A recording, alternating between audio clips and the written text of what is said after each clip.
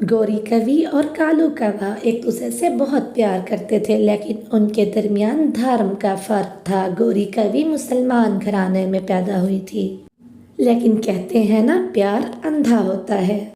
دیکھیے گوری، آپ کا اور اس کا دھرم مختلف ہے۔ ہم مسلمان ہیں اور وہ ہندو۔ آپ کی شادی نہیں ہو سکتی۔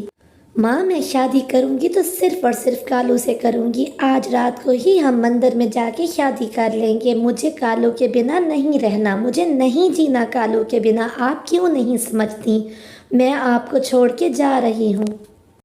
لیکن ابھی گوری کی آزمائش باقی تھی۔ جیسے ہی گوری گھر میں آتی ہے تو اس کی ساس ناراض ہو کے گھر چھوڑ کے چلی جاتی ہے۔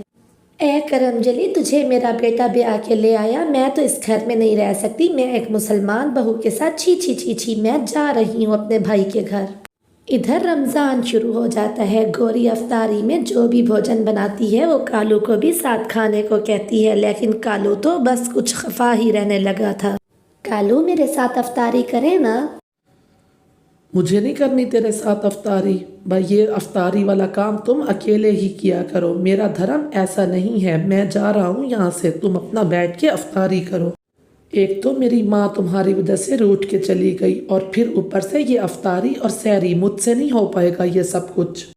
گوری روزہ ہونے کے باوجود اپنے پتی کے لیے فروٹ لے کے آتی ہے۔ کالو جی، یہ دیکھیں، میں آپ کے لیے میٹھے میٹھے انگور لے کے آئی ہوں، یہ آپ کھا لیں۔ میرا تو روزہ ہے، لیکن آپ تو انہیں کھائیے، کتنے میٹھے ہیں۔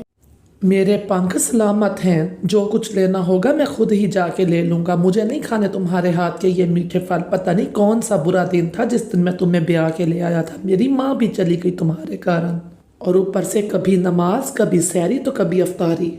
بیچاری گوری چپ کر کے وہاں سے چلی جاتی ہے۔ دن بیتتے جاتے ہیں اور پھر ایک دن گوری پیارے پیارے سے 2 انڈے دیتی ہے۔ اب دیکھنا کالو جی بالکل ٹھیک ہو جائیں گے میرے ساتھ۔ اب اپنے بچوں کو، اپنے انڈوں کو دیکھ کے تو کوئی بھی پتی ناراض نہیں رہ سکتا پتنی سے۔ اب دیکھنا۔ کالو بھی گھر آ جاتا ہے۔ جیسے ہی کالو آتا ہے، گوری خوشی سے اسے اپنے انڈوں کے بارے بتاتی ہے۔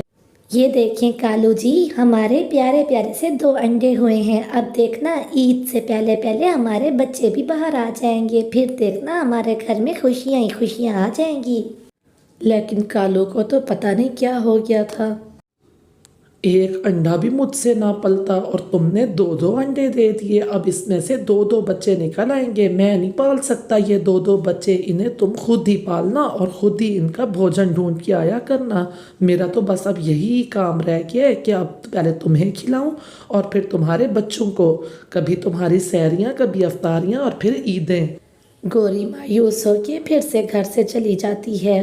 وقت اسی طرح سے ہی بیتتا جاتا ہے، سمے کی گاڑی چلتی رہتی ہے، اور پھر عید آ جاتی ہے اور اسی دن گوری 2 بچے دے دیتی ہے۔ ارے میرے پیارے بچوں، تم انڈوں میں سے باہر نکل آئے، آج عید ہے، دیکھو تو ہم نے کتنے اچھے سے گھر سجایا ہے، اور اب تمہارے بابا آتے ہی ہوں گے۔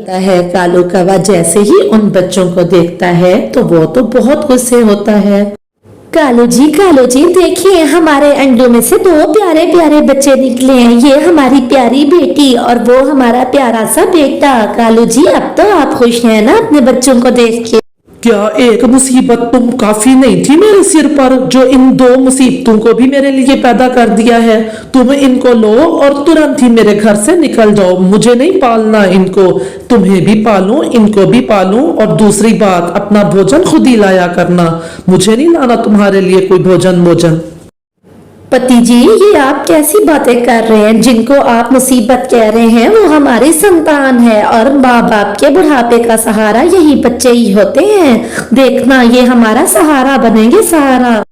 اور دوسرا یہ کہ کچھ دن کی تو بات ہے، ابھی بچے بہت چھوٹے ہیں، میں ان کو چھوڑ کے نہیں جا سکتی۔ ابھی کچھ دن کے لیے پتی جی میرا اور بچوں کے لیے بھوجن لے کے آیا کریں نا آپ۔ یہ تو وہی بات ہوئی نا کہ پتی ناک کاٹنے کو تیار ہے اور پتنی کہتی ہے کہ مجھے نتلی تو بنوا کے دو۔ اب شام ہو گئی ہے، میں تمہیں آج کے دن رہنے کی اجازت دے رہا ہوں۔ کل صبح ہوتے ہی تم ان بچوں کو لے کے میرے گھر سے دفع ہو جانا۔ میں اپنے گھر میں ان کو نہیں دیکھ سکتا، ورنہ کل میں تمہیں بھی مار دوں گا اور انہیں بھی۔ रात हो जाती है और फिर रात के बाद अगली सुबह होती है। सुबह होते ही गौरी कवि दोनों बच्चों को अपनी पीठ पे बिठा के वहां से चली जाती है। गौरी कवि को कुछ नहीं समझ आ रहा था कि वो कहाँ जाए। वो अनजान राहों पर उड़े जा रही थी और मन ही मन वो सोच रही थी कि जिस इंसान ने ना बदलना हो तो वो कभी नहीं बदलता। उड़ते उड़ते वो बहुत दूर निकल चुकी थी। अब ये कोई और जंगल शुरू हो गया था, लेकिन अभी भी अनजानी राहें थी। गौरी का कोई अपना नहीं था। दूर से उसे एक घोंसला नजर आता है जो खाली होता है। रात भी हो चुकी थी। गौरी कवि अपने बच्चों को लेके वहीं चली जाती है। अच्छा हुआ कि मुझे ये खाली घोंसला मिल गया। मेरे प्यारे बच्चों, हम बहुत लंबा सफर करके आए हैं। तुम्हें भी भूख लगी होगी और मुझे भी भूख लगी है। तुम इसी घोंसले में ही रहना, मैं तुम्हारे लिए कुछ खाने को लेके आती हूँ। अपने बच्चों को प्यार करते हुए थके हुए बच्चों को घोंसले में छोड़ के वो थकी भी गौरी वहां से फिर से उड़ जाती है। अब उसे अपने बच्चों के भोजन की खोज जो करनी थी। गौरी कवि वहां बच्चों को अकेला छोड़ के खुद चली जाती है। रात का समय था। गौरी का मन घबराया हुआ था, लेकिन वो अपने बच्चों के लिए बहुत मजबूत थी। गौरी कवि बहुत मेहनत करती है। कुछ समय बाद गौरी कवि उसी घोंसले के बिल्कुल सामने वाला घर खरीद लेती है। वो घर एक चील का था जो इसे बेच देती है। इधर कालू कौवा जो कमाता था वो शराब पर ही लगाता था। उल्लू मेरे दोस्त उल्लू, ऐसा करना, आज बड़ी बोतल शराब की तैयार रखना, मैं शाम को ले जाऊंगा तुमसे। अच्छा, क्या तुम्हारे पास पैसे हैं? आज तो तुम उधार की बात भी नहीं कर रहे। क्या तुम्हारे पास इतने पैसे हैं कि तुम आज बड़ी बोतल लेने को तैयार हो गए? क्या हुआ ऐसा? अरे उल्लू भाई, मेरे दोस्त, मेरे यार, तुझसे क्या छुपाना, मैंने अपनी पत्नी और अपने बच्चों को घर से निकाल दिया। इतना भी नहीं कमाता मैं कि उनको खिलाऊं। अब तो मेरे पास पैसे ही पैसे हैं। अच्छा, क्या कालू तुमने ऐसा किया? अगर ऐसा किया है तो फिर तो तुम्हारा घर खाली होगा। आज मैं ऐसा करूंगा, बड़ी बोतल तुम्हारे लिए और अपने लिए लेके तुम्हारे घर पे ही आ जाऊंगा। कालू कौवा थोड़ा सा ही कमाता और फिर शराब पी के पूरा पूरा दिन नदी पर ही पड़ा रहता। नदी के पास कालू कौवा बैठा होता है कि वहीं पर एक चिड़िया उड़ती भी आती है। कालू कौवे का काम तो अब सिर्फ और सिर्फ पक्षियों के साथ झगड़ा करना रह गया था। वो बहाना ढूंढता था कि किसी पक्षी से किस तरह से लड़ा जाए। चिड़िया अभी पानी पीने ही लगती है कि अरे छोटी चिड़िया, जाओ यहाँ से, क्या करने आई हो तुम इधर? जाओ यहाँ से, ये नदी मेरी है, यहाँ का पानी भी मेरा है। तुम अगर ना गई तो मैं तुम्हें 2-4 लगा के इसी नदी में ही फेंक दूंगा। तुम बहुत दुष्ट कवि हो। तुम्हारी वजह से तुम्हारी पत्नी घर से चली गई, तुम्हारे मासूम बच्चे घर से चले गए। अब तुम बाकी के पक्षियों से झगड़ते हो। चिड़िया इतना बोल के पानी पिए बिना ही वहां से उड़ के चली जाती है। चिड़िया डर गई, चिड़िया डर गई, मुझसे डर गई। वाह रे कालू कौवा, तुझसे डर गई। तोते भैया, अब तो वो दुष्ट कौवा हर वक्त ही झगड़ता रहता है। और तो और वो तो नदी पर से अब किसी को पानी भी नहीं पीने देता। मैं तो प्यासी ही लौट आई थी और फिर सागर पर जाके मैंने पानी पिया। हाँ चिड़िया बहन, आप सच कह रही हैं। वो दुष्ट कौवा मेरे साथ भी कई बार ऐसा कर चुका है। जो दूसरों को तकलीफ देता है, खुश वो भी नहीं रहता, वो भी अंजाम को पहुंचेगा। हाँ तोते भैया, आप सच कहते हो। जो कौवा अपनी पत्नी का ना हो सका, अपने मासूम बच्चों को जो अभी अभी अंडे से बाहर आए थे, उनको किस तरह बेदर्दी से उसने घर से निकाल दिया, वो हमारा क्या होगा भला।